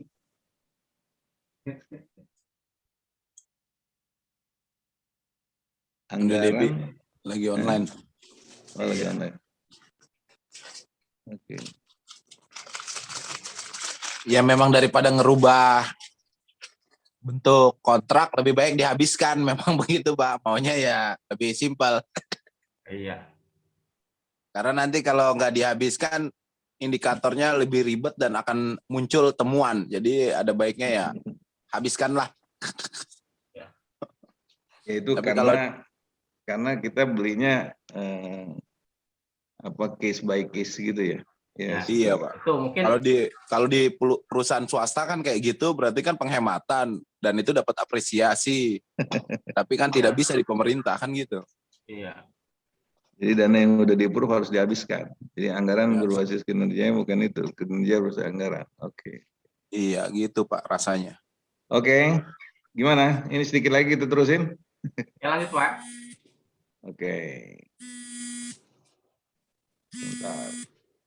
Jadi Pak Alvin udah lihat ya bentuk jamnya ya. Jadi ini nggak bohong-bohong ini Pak Alvin. Iya Pak, siap. Tapi harus ambil ke sini Pak. Aman Pak, nanti merapat ke situ Pak, mau atur-atur biar sama Fauzan. Siap. Oke ya, ini tadi ini fisiknya Pak Alvin. Tuh. Siap. Jadi kalau Bapak nanti ngelihat jam ini, Bapak tinggal nunggu aja kapan dipanggil gitu. Oke, ini tujuan udah tadi. Nah, ini para pihak, Pak. Ini yang paling kritikal, Pak. Ini yang paling kritikal. Nah, ini mungkin yang harus dipahamin. Ini contoh saja ya, contoh. Ini perencanaan persiapan pengadaan, Pak. Ini saya bikin proses pengadaan itu, saya ikutin PPS, ada persiapan pengadaan, ada pelaksanaan pengadaan. Di sini ada kontrak serah terima dan tambah pembayaran. Nah, di sini ada RACI nama Pak. RACI ini responsible yang mengerjakan. Ya, perencanaan itu yang mengerjakan itu bisa unit UP ini unit pengguna. Nah, ini istilahnya tidak harus persis sama seperti di pemerintah karena di organisasi lain bisa menyebutkan istilah sendiri Pak Alvin. Jadi RACI R-nya itu yang membuat rencana itu. Halo? Ada yang komen? Ada yang Bocor Pak, lanjut aja. bocor ya, oke ya. Jadi Pak Alvin, Bapak dan Ibu sekalian, sebelum kita menentukan para pihak, kita buat RACI dulu. Jadi RACI itu nanti perencanaan. Perencanaan ini apa outputnya? Dokumennya misalnya RUP, Rencana Umum Pengadaan. Yang R itu yang mengerjakan. Yang mengerjakan bisa keroyokan. UP, UT, UKPBJ misalkan. UT ini unit teknis, UKPBJ ini unit pengadaan lah. Kemudian yang accountable yang bertanggung jawab. Nah ini terserah, mau PPA, PA, KPA, atau direktur, atau dirut silakan. Kemudian C itu konsult. Konsult itu yang kita berkonsultasi. C itu di sini yang memberi saran atau konsultasi. misalkan unit keuangan. Jadi tetapi nanti yang bertanggung jawab itu adalah yang accountable. Nah, ini saya hanya kasih contoh saja. Kemudian di persiapan pengadaan, ini apa keluarannya? Keluarannya dokumen teknis pengadaan. Ya.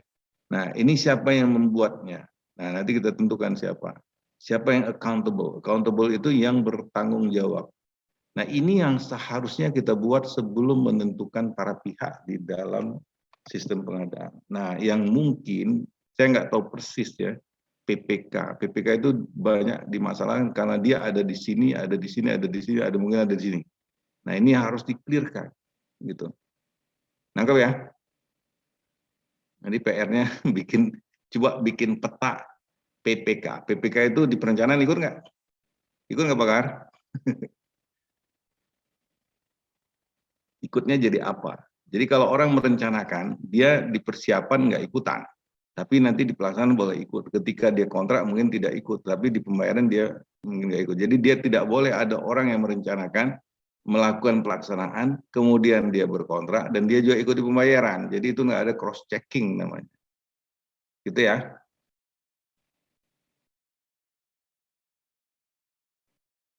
Ini nanti kalau ingin melakukan perubahan, kita detailkan ini, dan kita namanya sesuai dengan nama jabatan yang ada di perusahaan aja. Ada procurement spesialis, ada kontrak manajemen, silakan aja. Tetapi fungsinya harus memenuhi RACI.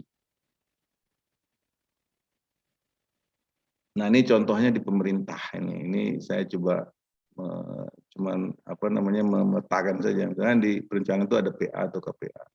Proses pengadaannya ada PPK, ada UKPBJ. Di sini persiapan dan pelaksanaan kontrak ini PPK. Nah, ini saya nggak tahu petanya benar apa tidak. BAS itu PPHP, unit keuangan. Nah, ini nanti dicek apakah ini kalau dia di sini PPK itu ada di sini, PPK di persiapan dan kontrak. Nah, di sini apakah boleh ada PPK atau tidak? Kalau enggak, bagaimana? Ini mungkin yang jadi bias selama ini. Karena di BASD itu ada juga PPK involvement gitu loh.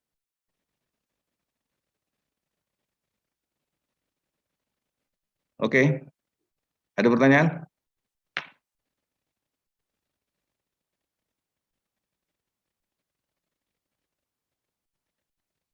Uni Debbie? Uni Debbie sibuk deh. Ya Pak, tetap mengikuti, menyimak Pak. Menyimak ya. Jelas dari Padang ya. Oke. Jadi itu tadi RACI ya, udah itu di sini ada namanya istilah para pihak. Nah, silakan namanya terserah. Public Sector Organization, ini ada PAKPA, PPK, anggota POK, ya silakan. Biasanya di organisasi BUMN itu pakai pejabat yang berwenang, user, pengguna, enggak masalah. Tapi paham RACI-nya. Ya, jadi kalau kita melihat peraturan pengadaan orang, kok di sini enggak pakai PAKPA, enggak, jangan. Kita lihat ininya, nanti di RACI-nya, ini buat apa gitu. Yang non profit ada pejabat, enggak masalah. Paham ya? Jadi kita memahami hakikatnya, jangan memahami istilahnya. Ya karena kita nggak bisa merubah kalau udah di pemerintah itu istilahnya PAKPA, masa kita harus memindahkan ke BUMN istilahnya pejabat berwenang atau unit teknis gitu. Gitu ya. Gimana Pak Alvin Musadek masih on? Siap, Pak. Ini paham ya? Paham, Pak. Udah pegang materinya sejak lama, Pak. Nice. Udah paham, bagus lah. Nanti ini saya di Pak Andi bicara ini lagi nanti nih. Nah, ini yang menarik nih, dampak dan nilai pengadaan terhadap organisasi. Seberapa besar peran pengadaan dalam organisasi? Apakah fungsi pengadaan berada di fungsi utama atau fungsi pendukung dalam rantai organisasi? Porsi nilai belanja barang jasa dibandingkan dengan anggaran strategi operasi. Jadi ini harus melihat. Nah, ini sebenarnya nanti kita ada sedikit latihan membuat ini nih, ya. Jadi bagi yang ingin ngambil sertifikasi kita kasih soal lah. Nah, ini ada namanya laba rugi. Jadi ini ada pendapatan sales, di sini ada cost, Dan ini kalau kita gabungkan seluruh biaya itu cuma digabungkan itu ada 3 besar dia. Satu biaya untuk salary atau internal obligation. Jadi ada rumah sakit misalkan, biaya kelompok pertama itu adalah biaya kelompok untuk gaji orang baik yang permanen dan non permanen kontrak itu gaji.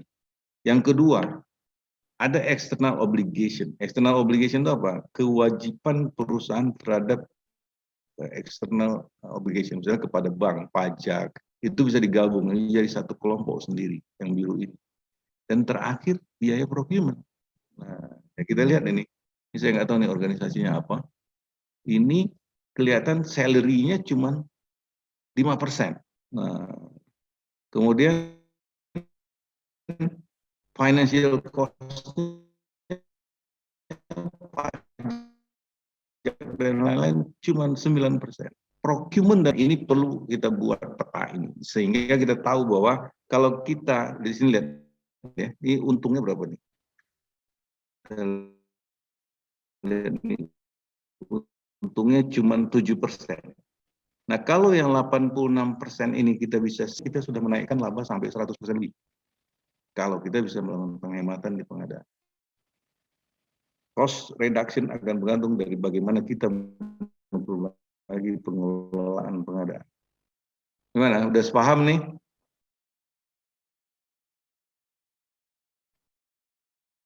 Uni Dewi, udah oke nih?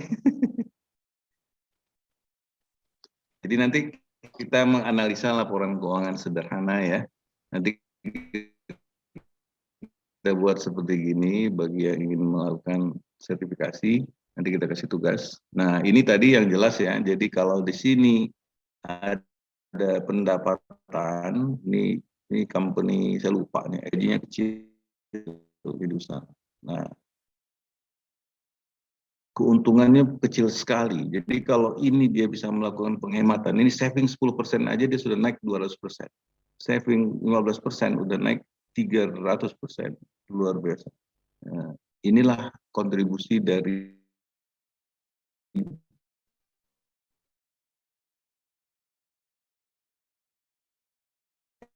efisiensi yang dilakukan melalui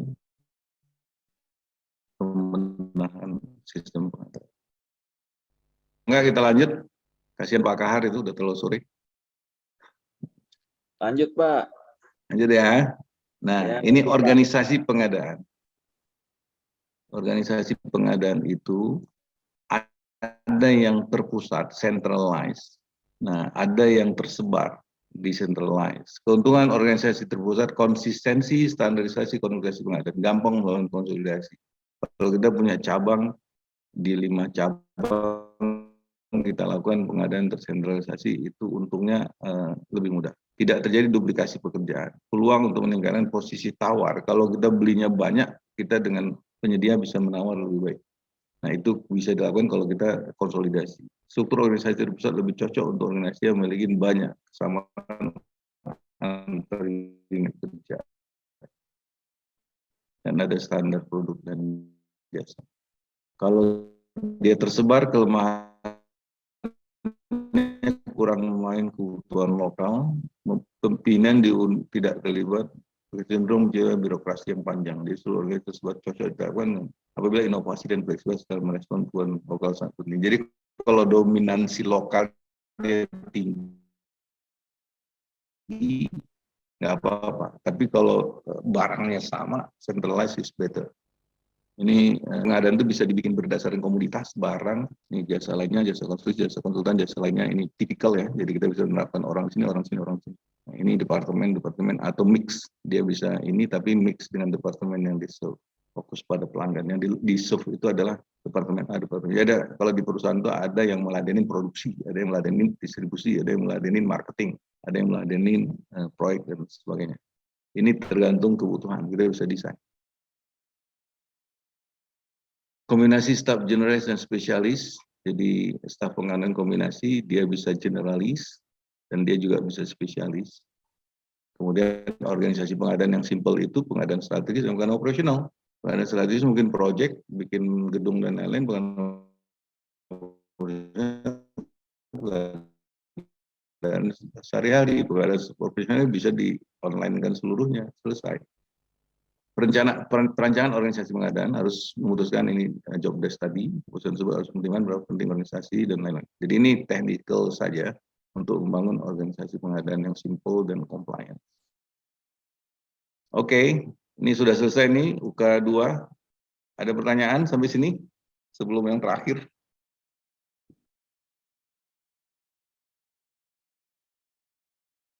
Ini masih on semua kah atau sudah mulai capek?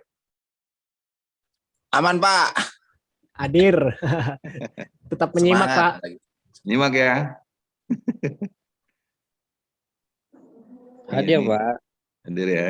Tapi ini ya masih on ya, masih. Oke, kita lanjut ya yang terakhir.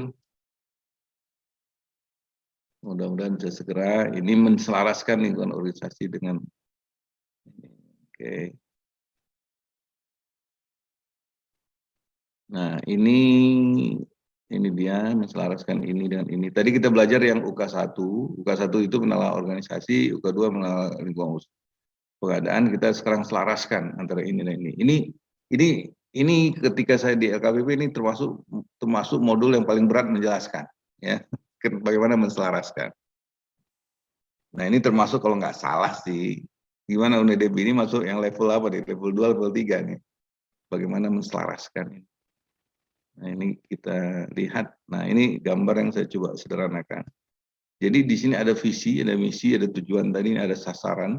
Di sini ada strategi untuk mencapai sasaran. Nah, strategi itu adalah cara kerja. Nah, untuk kerja itu ada 3 unsur yang diperlukan. Ada SDM, ada alat, dan ada metode kerja. Nah, metode kerja ini adalah SOP, procure to pay, segala macam metode. SDM dan alat ini harus dihadirkan. Inilah pengadaan.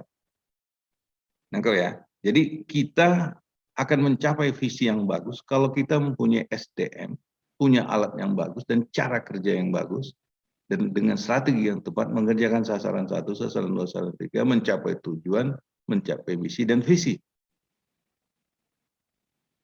Gimana Pak Alvin? Jelek? Mantap ini, Pak. Ini justru nih yang dibedah.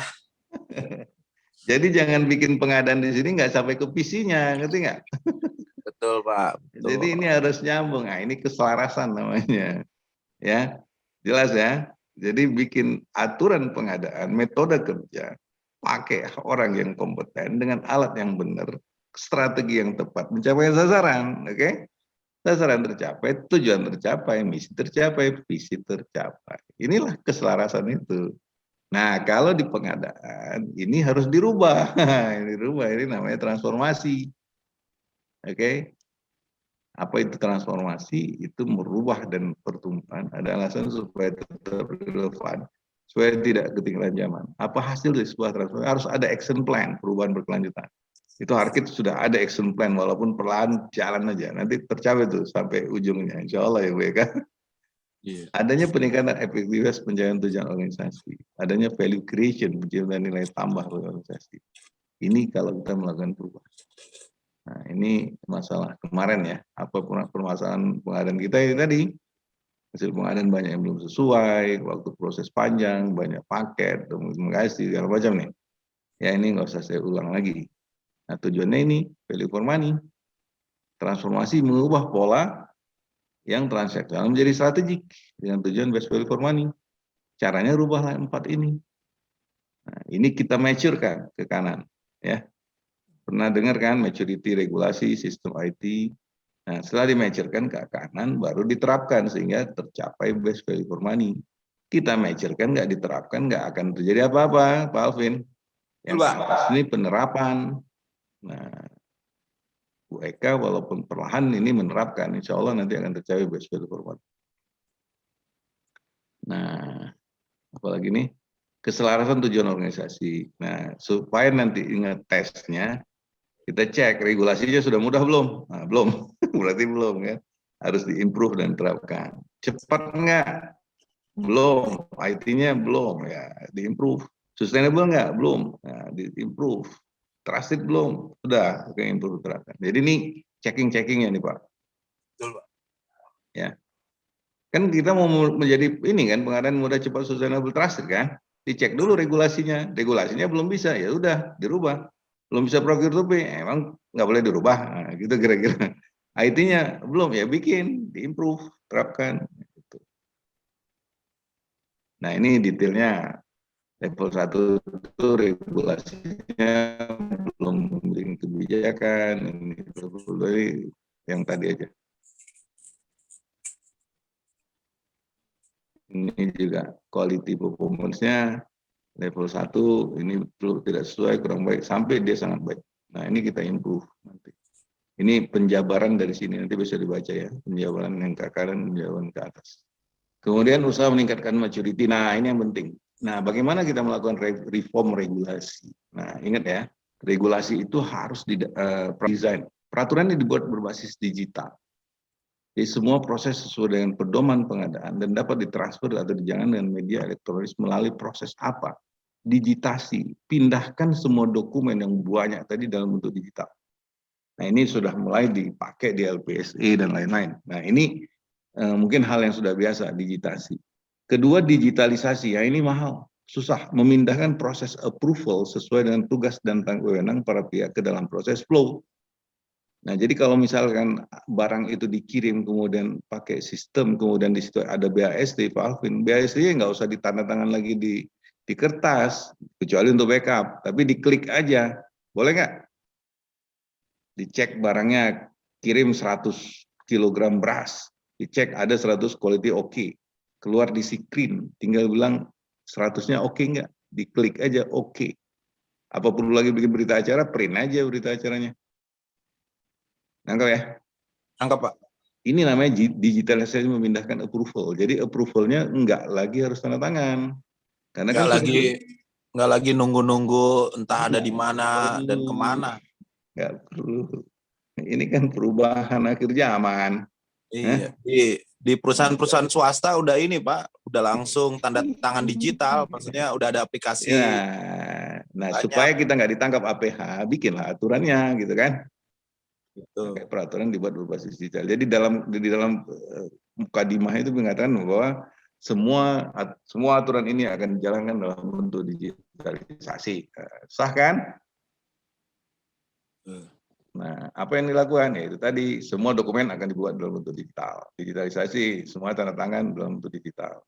Nanti materi segala macam itu saya sudah konsultasi dengan BI, ada boleh. Nah, baru digital transformasi, pakai sistem yang secure, pakai blockchain teknologi, ini udah ada di mana-mana gitu. Baru deh bisa menuju ini. Bisa nggak kita menuju ini masih harus tanda tangan segepok? Mudah, cepat, terpercaya. Yang nggak bisa. Nah, itu maksudnya. Bayar aja masih 2 bulan kata para penyedia. Bisa. Ini reform ya. Nah ini saya udah konsultasi nih Pak Alvin dengan Direktur di Kementerian Keuangan. Sangat boleh dia bilang, asal prosesnya adalah compliant. Nah siapa sasaran kita? Sasaran kita itu pemerintah, insya Allah kalau mau cepat. BUMN bisa bikin aturan, BUMD bisa bikin aturan, PLU bisa bikin aturan. Nah yang merah-merah ini yang bisa bikin. Nah minimal kita mulai aja dari yang kita bisa. Ada yang mau nggak? Ya itu intinya. Nah IT-nya yang tadinya hanya pemilihan tender, nah ini end to end. Nah ini namanya aplikasi. Aplikasi dia hanya aplikasi aja, mau ada katalog, sikap dan lain-lain nggak masalah.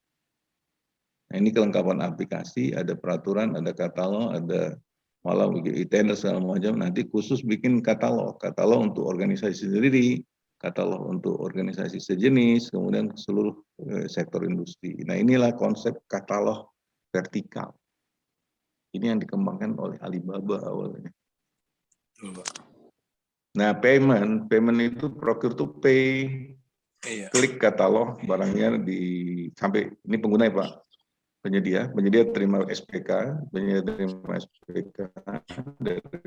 klik katalog, kemudian dia kirim barang.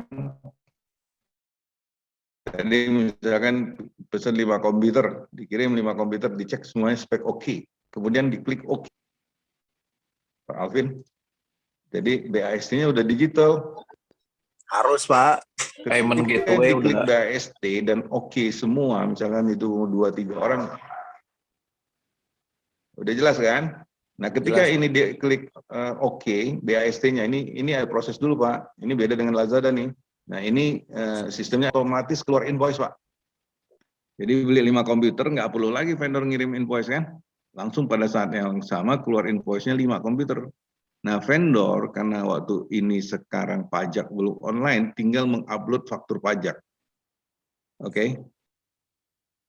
Nah, ketika dia upload faktur pajak ini nih yang belum online dapat. Nah, ketika dia upload faktur pajak terjadi three-way matching namanya sebelum pembayaran. Ini yang mengeluarkan ini aturan orang keuangan. Membayar itu harus ada SPK Pak Alvin. Pak tahu ya, harus ada BAST, harus ada invoice dan faktur pajak. Nah, kalau ini sudah ada di dalam komputer kita di depan kita, apalagi yang ditunda? Tinggal internal approval. Nah, internal approval tergantung kalau 200 juta satu orang, 500 juta 2 orang, 1 miliar 3 orang, silakan aja. Ya, jangan ditunda-tunda. Nah, ketika diklik oke, langsung instruksi ke bank bayar.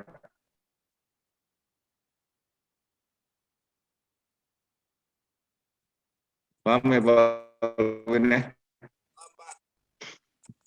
Nah, nanti kalau uang yang nggak ada uang kita atau uang perusahaan, bisa ditalangin bank, kemudian nanti bank nagih dengan konsep kartu kredit.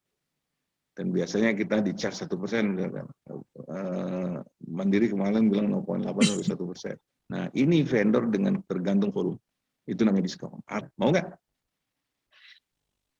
Gitu ya. Ditanya ini pernah aja, ini sudah best practices. Di mana? Ya di luar, di korporasi-korporasi besar. Kita mau nggak? Nah, itu challenge-nya. Oke, ada pertanyaan sampai sini?